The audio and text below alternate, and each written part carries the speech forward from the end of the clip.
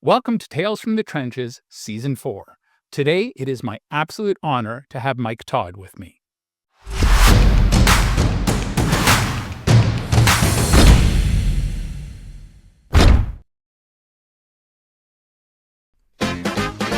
Here's a story of a fundraiser who was launching his very own web show. Each episode is very short due to edits, so it can really flow. Here's a story of a podcast guest star who was busy raising money of their own. They were each great in their own way, fundraising in his own. Till the one day when Jack asked a guest to join him, and they knew it was much more than a jest, that these guests must somehow form a resource. That's the way they all became the podcast guests. The podcast guests. The podcast guests. That's the way they became the podcast guests.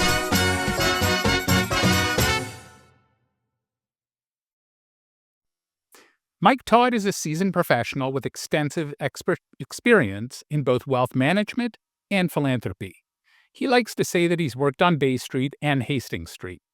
His passion for spreading the magic of generosity is evident in his work, most recently demonstrated by his launch of Transform Philanthropy. At Transform Philanthropy, Mike dedicates his efforts to helping donors, wealth advisors, and charities with optimizing the giving, stewarding, and receiving of philanthropic capital. He's an expert in leveraging the advantages of donor-advised funds, and he's committed to facilitating strategic and impactful philanthropic initiatives by encouraging strategic giving. So welcome, Mike. Thank you very much, Jack. Happy to be here. So, in the fundraising world, DAFs are like the holy grail that's been spoken about, especially in the States, but less so in Canada. And so as two Canadians, why is that the Canadian, you said that they've been around in Canada since the 50s, so we're looking at 75 years. It's not like it's a flash in the pants. It's been around for quite some time, probably even more than flow-through shares and things of that sort, right? So why hasn't the DAF taken off as much as it has in the States? That's interesting. And I have a theory. It's quite interesting. And honestly, this is my day-to-day work now is I'm trying to erase the negative narrative around donor advised funds, particularly in Canada. And my theory is this: 1932, first DAF in the U.S. 1991, a little company called Fidelity Investments, I used to work with them, opened up Fidelity Charitable, which was the very first, I believe, non-community foundation DAF in the United States. And Fidelity's a mammoth operation, and they do it extremely well. Fidelity Charitable is now the largest grant-making institution in the United States, period. And it's a DAF. It's incredible. So that really, I think, democratized the donor advised fund in the U.S. Early. In Canada, we never had a Fidelity Charitable. 1952, first DAF. 2004, I believe, TD offered the very first financial services firm offered DAF, and it went from there. But there was never this broad knowledge that a Fidelity Charitable would have provided in the U.S. So fast forward to today, and it's still one of the best kept secrets in Canada. Most people you run into on the street could not tell you what a donor advised fund is. Most financial advisors could not tell you what a donor advised fund is. So you're definitely right, there's a difference in knowledge. And where there's a lack of knowledge, sometimes the worst story will take hold.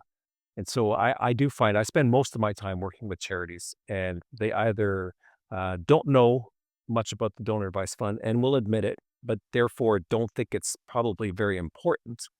Or they may have heard a bad story somewhere or other, and they have a dim view of the donor advised fund. And I still encounter occasionally people who look at the DAF as the competition, because that money should have come directly to us and it went to the DAF instead. Therefore, you're the competition. And as I said, I'm trying to erase that narrative and demonstrate that it's actually extremely valuable for charities to embrace it, because there's a whole bunch of reasons why we can get into if you want. But it's an uphill battle, but I think it's an important one. And it's all happening right now. The DAF's growing phenomenally quickly, but from a very low base. So it's still relatively unknown. Yeah, it's interesting you spoke about Fidelity Trust because I remember doing a presentation about 20 years ago, and they were the number one grant maker in the States. Um, but I used to always flip that and say, yes, but the number one person that we actually charge for gifts in Canada is Visa, right? Because most people are putting things on Visa. So just as Visa has no control over what charities are getting, Fidelity Trust has not no control, but they have little control over it if it's a true donor advised funds, right? So I think it's kind of recognizing the wrong player in that equation, and the donor wasn't part of that equation, right? Who's the number one grant maker?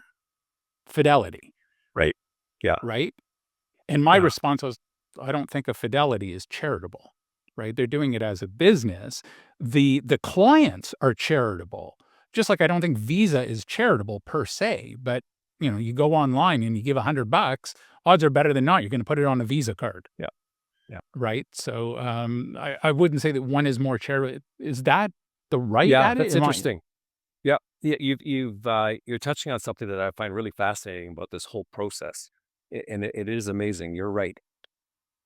There's a number of benefits to the donor of using a DAF, and it's a long list. We could spend a long time talking about them. When I speak to charities, I do talk about that, and this is why your donors are starting to use donor advised funds. You should know this. But from your perspective, charity, you only have to consider it as a different form of payment. That's it.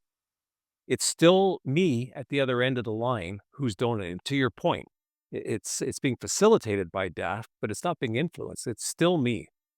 It's just a different form of payment. And when I do encounter resistance, I say, listen, you don't dislike Visa.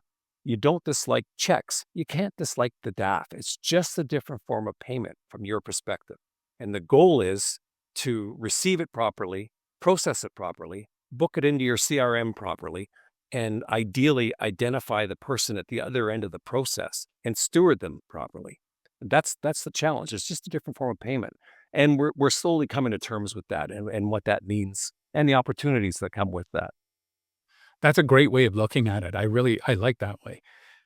If most donors, do they come to the DAF with a pre-cooked cake where they know these are the charities or at least pots or envelopes? I want to give to healthcare, I want to give to the arts, but I don't want to give to religion, or I don't want to give to social services. Do they come with it? So the Allied Pro, do they help facilitate that, or do they just kind of wait and see what the donor is driving down?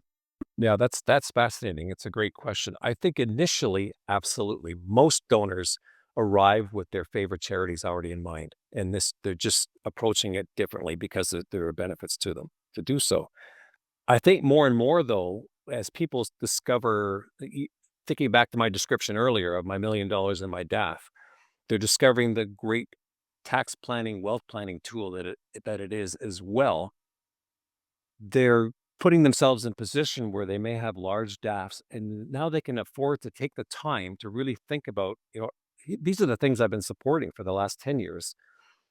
Is this what I want to do for the next 10 years? Or is the world changing? Do I need to rethink this? And we're actually seeing this reflected in some donor advice funds who will now provide philanthropic advice to their donors, to their clients as well. So there's the opportunity now to change your mind, to update your thinking. And we are slowly seeing more and more of that because the tool absolutely allows that to take place in a timely, comfortable way. And so, as I said, there's more and more resources being poured into helping the donors with those choices. Mike, this has been a great eye opener for me. I certainly learned a lot. Hopefully, our listeners did as well. If folks wanted to get hold of you, how would they go about doing that? Sure. Yeah. It's very simple. My email address is mike@transformphilanthropy.ca. Very simple. I kind of live on LinkedIn. You can find me there as well. Happy to chat. I tell people that I'm weirdly passionate about donor advised funds, so I will talk to anybody, anytime about any aspect of it or answer these questions. Yeah, I think it's really important work. I really do believe that. And so I'd be happy to connect with folks. Amazing. Thank you so much for your time, Mike. Oh, my pleasure. Thanks so much for having me on, Jack.